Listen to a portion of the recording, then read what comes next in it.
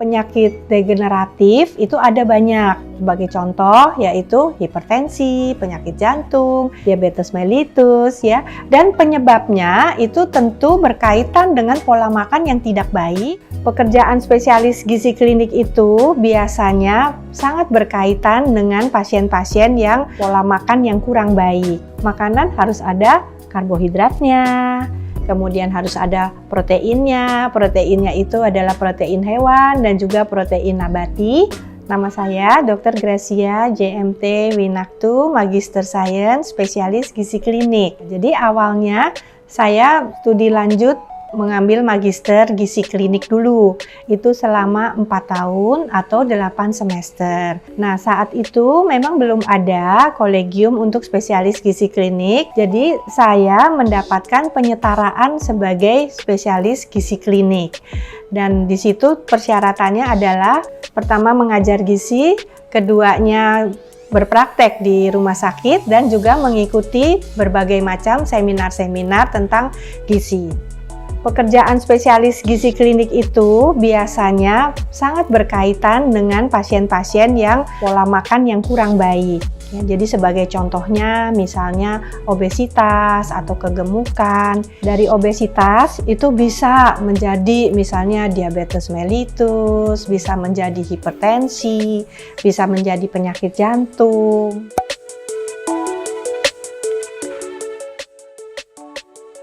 Obesitas itu bisa terjadi karena pola makan yang tidak seimbang dan juga gaya hidup yang salah. Pola makan yang tidak seimbang sebagai contoh adalah makan tinggi karbohidrat dan juga mengkonsumsi tinggi lemak. Pola makan yang tidak seimbang tadi dibarengi juga dengan kurangnya aktivitas tubuh ya. Jadi kalau misalnya aktivitasnya itu sedikit sedangkan makannya itu berlebihan, maka semua makanan tadi tidak menjadi energi tetapi akan tertimbun menjadi lemak tubuh. Nah, itulah menjadi obesitas. Banyak mengkonsumsi makanan-makanan yang berlemak, mengkonsumsi makanan atau minuman yang manis-manis, makanan atau minuman yang banyak mengandung garam dan juga pengawetnya.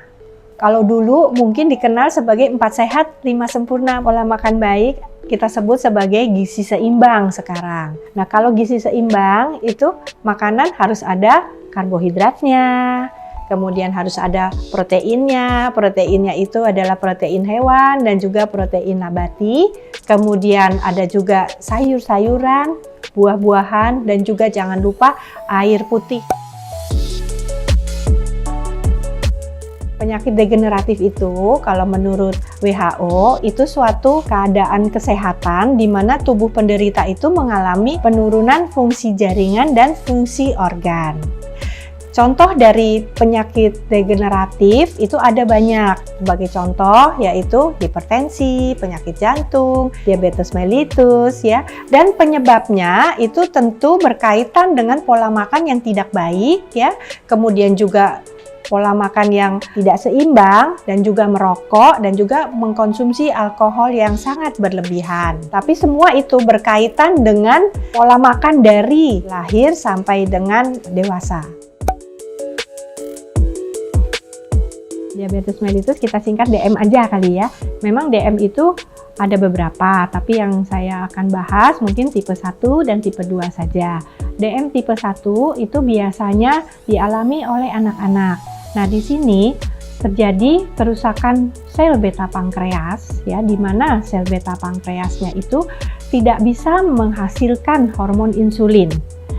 Kalau yang DM tipe 2 itu biasanya dialami oleh orang dewasa. Di sini juga terjadi kerusakan dari sel beta pankreas, tetapi sel beta pankreas itu masih bisa mengeluarkan hormon insulin, hanya hormon insulin ini tidak begitu baik cara bekerjanya. Pertama, genetik. Ya, jadi kalau memang ada keturunan diabetes mellitus, itu kemungkinan besar bisa terkena. Keduanya juga pola makan. Pola makan tinggi karbohidrat juga, terutama karbohidrat sederhana yang tadi juga disebutkan, gula maupun tepung-tepung terigu. kemudian juga makanan dan minuman juga yang manis-manis itu juga bisa ya mengakibatkan diabetes mellitus. Betul, ya anak muda, dari anak-anak, anak muda, remaja, dan sampai dewasa. Biasanya orang yang tua itu metabolisme tubuhnya juga sudah mulai menurun dan biasanya juga aktivitas fisiknya juga sudah mulai berkurang. Dibanding kalau orang muda biasanya masih baik metabolisme tubuhnya dan aktivitas fisiknya biasanya lebih aktif.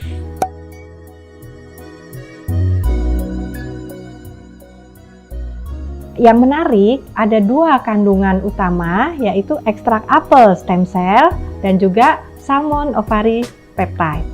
Salmon ovary peptide atau dikenal sebagai SOP alpha itu berasal dari Jepang asli dan dibuat dari membran telur ikan salmon yang diekstrak kembali.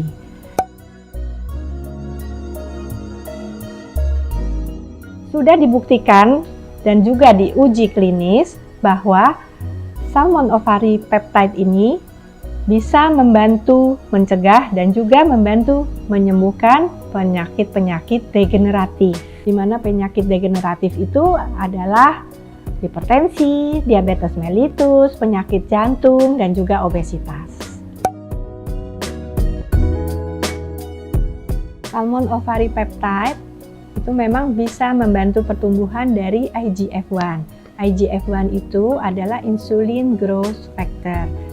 IGF-1 ini ibaratnya sebagai rumah produksi yang menghasilkan hormon insulin. Jadi, salmon ovary peptide ini tugasnya adalah untuk menjaga rumah produksi IGF-1 ini agar hormon insulinnya itu tetap bisa berproduksi.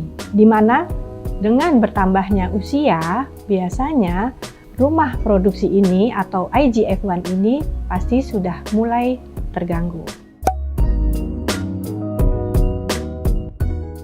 Bisa disarankan mengkonsumsi salmon ovary peptide ini sesudah makan. Salmon ovary peptide ini bisa membantu melancarkan peredaran darah, yaitu dengan membersihkan pembuluh darah dari plak-plak dan juga dari lemak-lemak. Jadi akhirnya si pembuluh darah ini menjadi lebih fleksibel. Jadi kalau kita ibaratkan pembuluh darah ini seperti selang, ya selang yang sudah dipakai sekian lama, yang lama-lama itu akan ada banyak lumut-lumutnya, sehingga aliran airnya itu pun jadi kecil ya. Dan aliran air yang kecil ini kita ibaratkan sebagai aliran darah di dalam pembuluh darah yang banyak plaknya tadi, di mana aliran darah ini juga membawa oksigen untuk seluruh tubuh ya.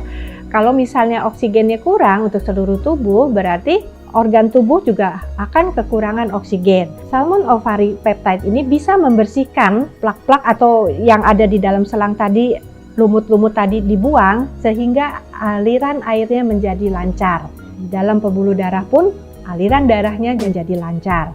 Juga dia akan membantu mengurangi resiko penyakit degeneratif seperti hipertensi, penyakit jantung, diabetes mellitus, dan juga obesitas.